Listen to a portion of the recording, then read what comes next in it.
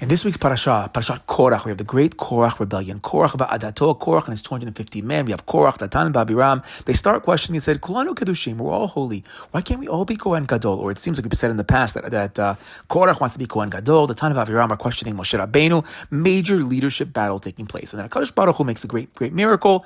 And we know that ultimately there's this test with the Ketoret. And Korah and his men totally failed the test. Aharon and Moshe, they passed the test. And this fire comes out and destroys those 250 Baalei HaMachtot, the 250 people that tried to question and become their own Levi'im, their own Kohanim. They ultimately die. The ground opens up, swallows up Datan va'Abiram, and this great rebellion is crushed.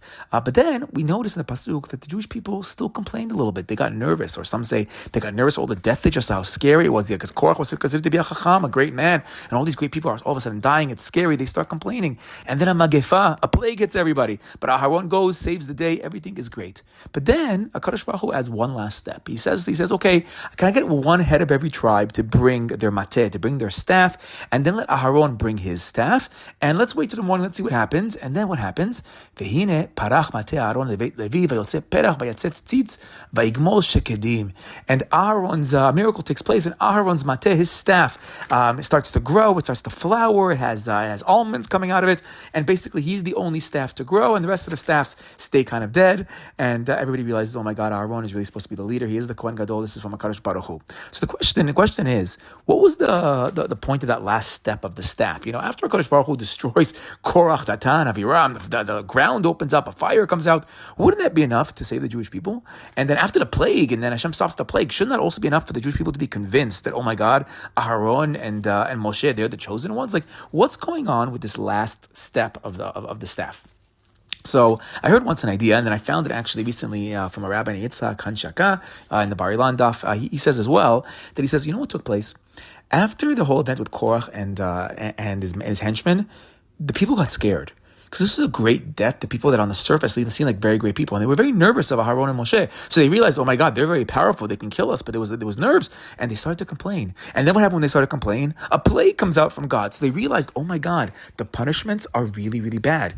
But says this rabbi, quoting a couple of Mefarshim, that the complaints didn't fully stop.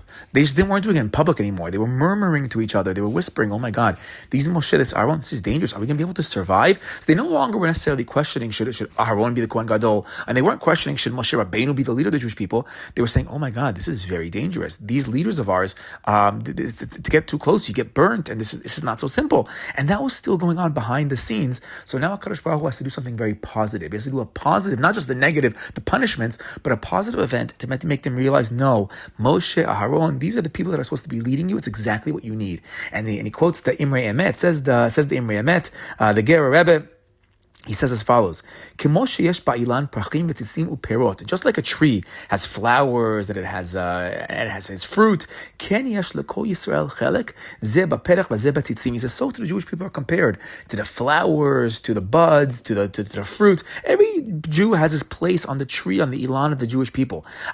So why did Hashem make the miracle with Aharon's staff?